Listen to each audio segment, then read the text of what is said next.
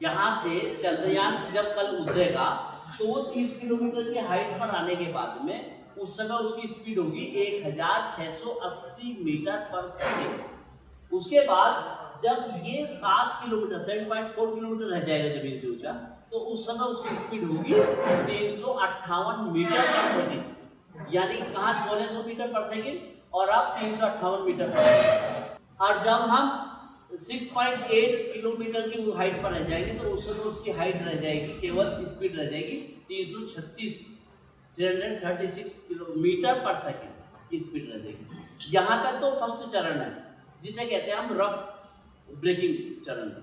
उसके बाद दूसरा 3 बूस्टर में काम कर रहे हैं हम लोग इस पर अभी लैंडिंग करने के लिए, इसलिए हम श्योर है कि अब लैंड करेगा 100%। पिछली बार में हमारे 3 बूस्टर काम नहीं कर रहे थे, न 3 चरण में काम कर रहा था। पहले चरण के बाद ही सीधा हमने कहा हम अपना आप धीरे धीरे उतार लेंगे, ऐसा हुआ नहीं। और आर्टिफिशियल इंटेलिजेंस हमारी उतनी मजबूत भी नहीं थी उस टाइम। आज की डेट में हम आर्टिफिशियल इंटेलिजेंस के साथ में बहुत साउंड है, नो डाउट इसमें। अब उसके बाद दूसरा चरण शुरू होता है, उसको कहते हैं फाइन ब्रेकिंग चरण। फाइन ब्रेकिंग चरण क्या हुआ, 800 मीटर की ऊंचाई पर रह जाएगा और 800 मीटर से लेकर हो जाएगा 10 मीटर की ऊंचाई।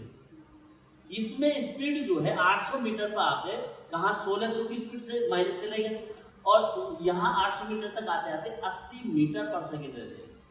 और उसके बाद 60 मीटर पर आकर आपके 60 मीटर पर सेकेंड रह जाएगी। और उसके बाद में 40 150 पर, जब 150 फीट की ऊंचाई पर रह जाएगा इस पर मीटर पर, तो आपकी रह जाएगी स्पीड मात्र 40 मीटर पर सेकेंड।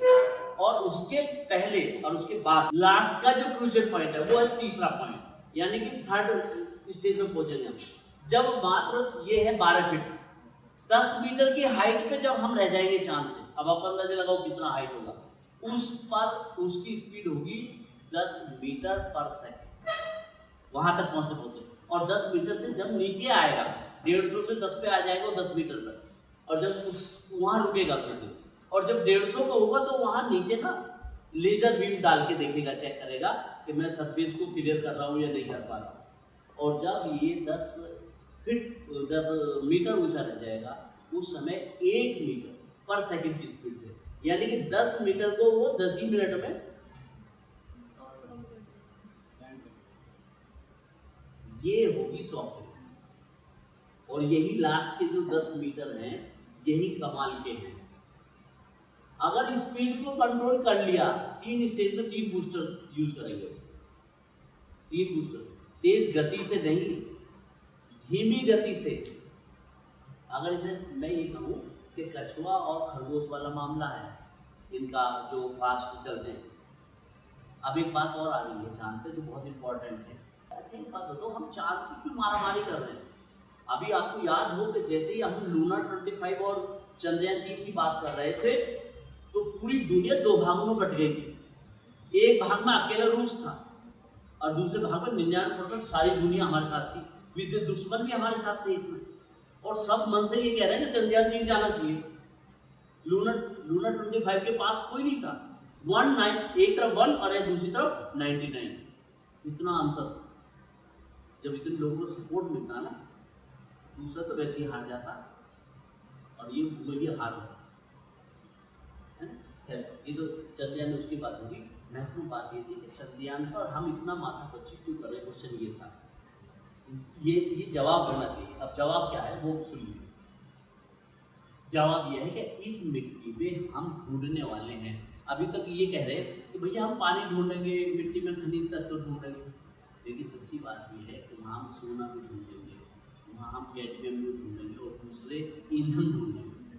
अगर वो ईंधन हमको मिल जाते हैं तो फिर हम बेस बनाएंगे चांद को, कि पृथ्वी से उड़े चांद पे पहुंच गए, वहाँ से वहाँ फ्यूल तैयार करेंगे, वहाँ जो फ्यूल मिलेगा उस रॉ मटेरियल को उसको रिफाइन करके अपने अगले यात्रा के लिए लॉन्चिंग पैड चांद होगा अगला। फिर हमें मंगल पे जाना है या कहीं और जाना है, फिर हम बात करेंगे, देख लें कि भाई ये बृहस्पति में क्या हो रहा है। हालांकि उस पर सतह नहीं है, आपको मालूम है शुरू के 4 जो ग्रह वही धरातल वाले, उसके बाद तो सारे गैस के ही।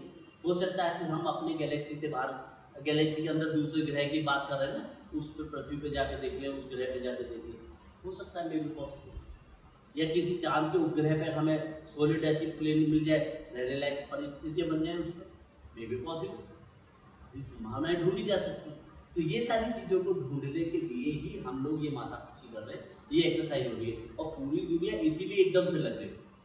रूस को लगा कि रूस हार रहा है।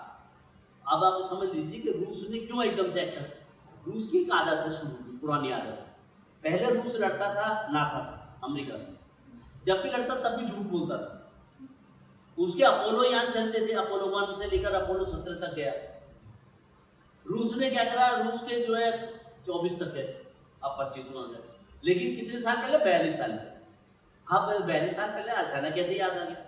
पिछले 20 साल से, कितना 91 से प्रयासरत था ये लूना 25 को भेजने के लिए, लेकिन कोई भी इसका शासक इसको आजाद परमिशन नहीं दे रहा था, पैसे नहीं दे रहा था। ये प्लान करते रहे, इसको परमिशन ही नहीं मिली। अचानक चांद पे जाने के लिए, क्या करना है चांद पे जाके, अभी यही काम करो, अभी इस पे काम करो, अभी हम अपना स्पेस स्टेशन बनाते हैं। वो स्काईलैब भी गिर गया था एक बार, है ना, इस तरह की चीज़ें गिरती रही। तो अभी क्या हुआ कि इसको झूठ बोलने की आदत हुई उसको। और दूसरी बात ये है कि जैसे बच्चे होते हैं ना, कहते हो आप लोगों को कहा जाएगा एक लाइन में खड़े रहो, तो आप इतने शरारती होते हो ना, नहीं पहले आगे मैं खड़ा हुआ, और पीछे वाला कहेगा नहीं पहले आगे मैं खड़ा हुआ, वो आगे आते रहते हैं, है ना। तो इसी तरह इसको भी पहले मैं क्यों आता है, तो रूस भी पहले मैं जाऊँगा, तो वही करने की कोशिश कर रहा था, ठीक, और उसकी वजह से ऐसा हुआ। चलो कोई बात नहीं, लेकिन अब तो लूना 25 कालातीत हो गया, और ऐसा कुछ नहीं है, और सारी चीज़ें क्लियर है, नॉर्मल है। और ये कल इस टाइम पर ये लाइव ट्रैकिंग आप देख रहे हो, ये ट्रैकिंग